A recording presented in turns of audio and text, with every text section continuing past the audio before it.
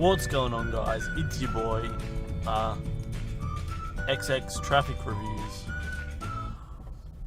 What's going on, everyone? Welcome back to another car vlog. So I hope you guys all enjoyed the install video last week. It was pretty fun to make. Definitely will be more of those when I have the money to make them, because obviously I need to buy parts. We'll get there. Coilovers are next. They are definitely on the way. But until then, I'm just going to make little car vlogs each week that I'm not going to do an install video, and we'll put them up here. So we'll start that from now, and this can be episode number 1.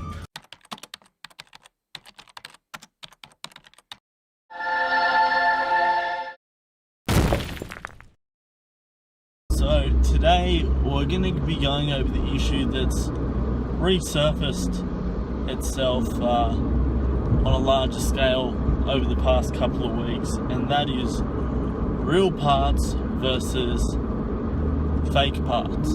So this ongoing debate in the car scene has been brought back to my attention because I watch a lot of TJ Hunt's videos. If you don't know who he is, he's a kid from America. I mentioned him in my first video. He's actually the reason I decided to make these videos. Anyway, he's been getting shit on lately because he bought a rep wide body kit for his car. People are shitting on him because he's not supporting the original designer, which I sort of get that, but I reckon, hey, if he wants to buy that, let him go ahead. That's fine. That's his thing. Leave him alone. Back off.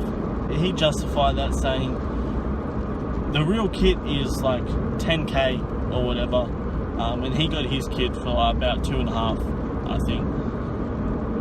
So I mean, he's just trying to save a buck like everyone else. So you can't go blaming him for wanting to buy the cheaper option. The way I look at the whole real parts versus rep or fake parts scenario is, end of the day, you get what you pay for.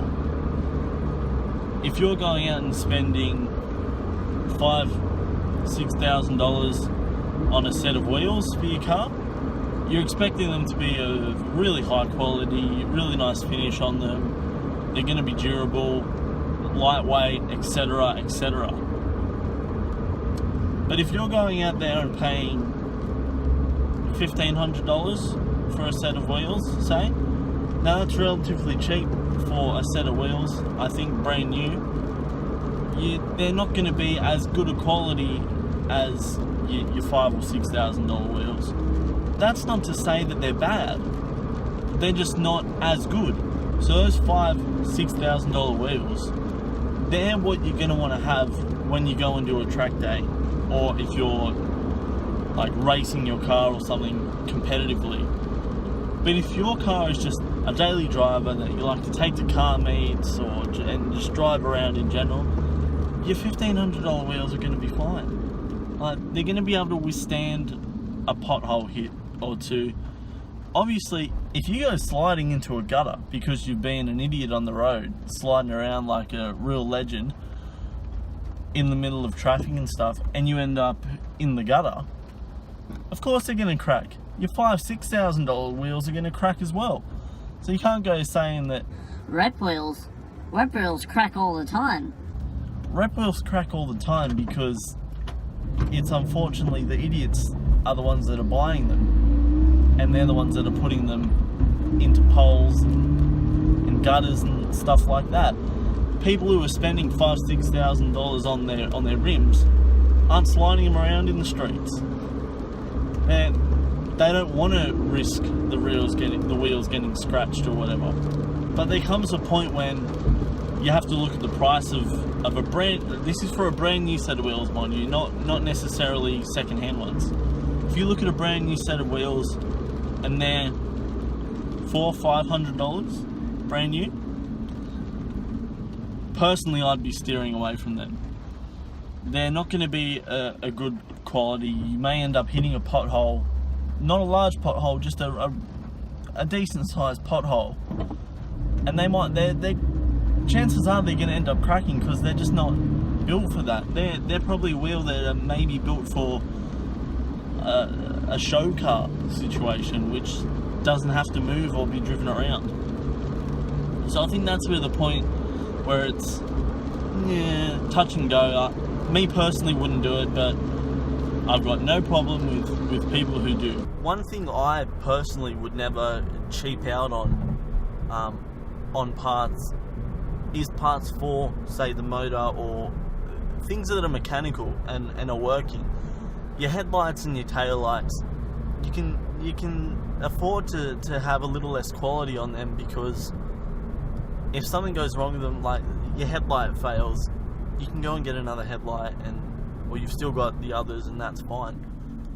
But if you buy, say, a cheap set of brake discs or something, and you're out there pushing the car quite hard, that disc, if it's cheap, might not be able to withstand the heat or the forces that you're putting into it, and it'll just crack and shatter, and then your brake's gone.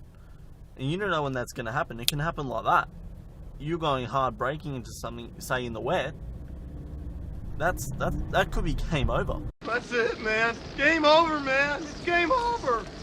That's just not something you want to cheap out on in my books.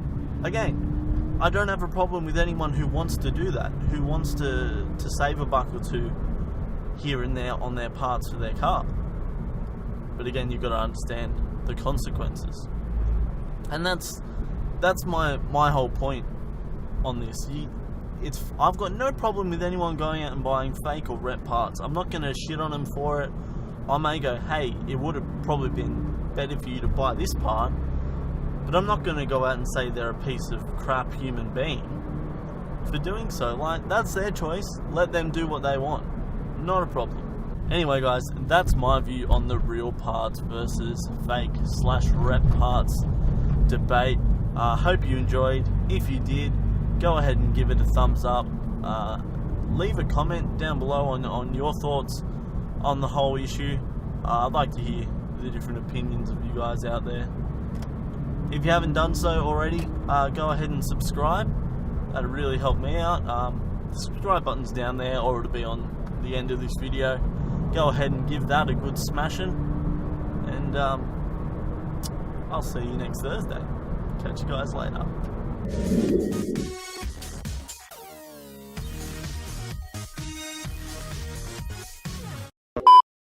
This debate has been brought back to my attention. Oh man.